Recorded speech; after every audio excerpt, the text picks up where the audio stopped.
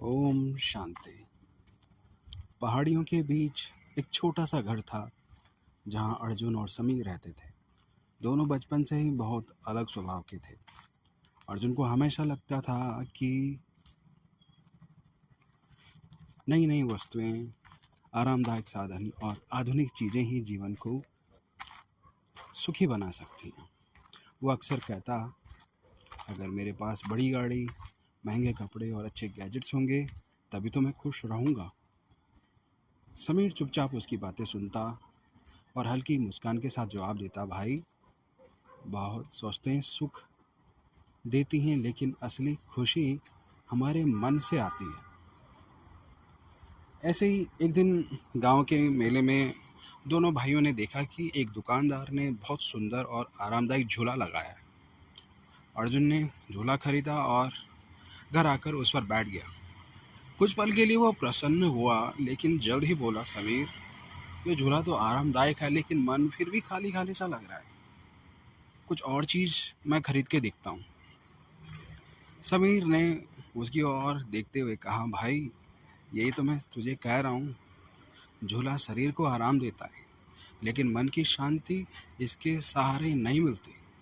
मन की खुशी हमें खुद बनानी पड़ती है। अगले दिन समीर गांव के बच्चों को देखकर उसी झूले पर बैठने लगा। बच्चे खिलखिलाकर हंसते, चिल्लाते और आनंद से झूलते। समीर उनकी खुशी देखकर मुस्कुराने लगा। अर्जुन यह दृश्य देख रहा था।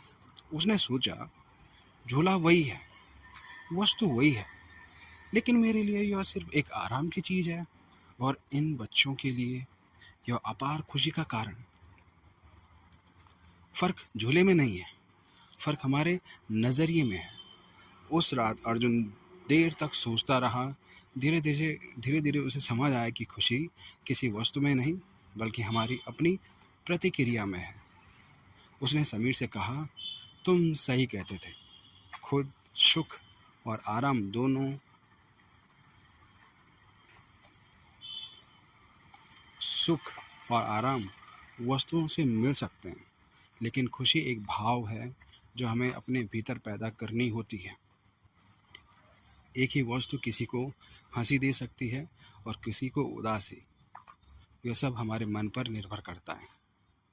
समीर ने मुस्कुराकर कहा, यही जीवन का सबसे बड़ा रहस्य है अर्जुन। खुशी हमारे जीवन, हमारे भीतर है, बाहर की चीज़ों में नहीं है। इस तरह अर्जुन ने समझा कि हमें वस्तुओं को सिर्फ साधन की तरह देखना चाहिए, न कि खुशी का स्रोत। असली सुख भीतर से आता है।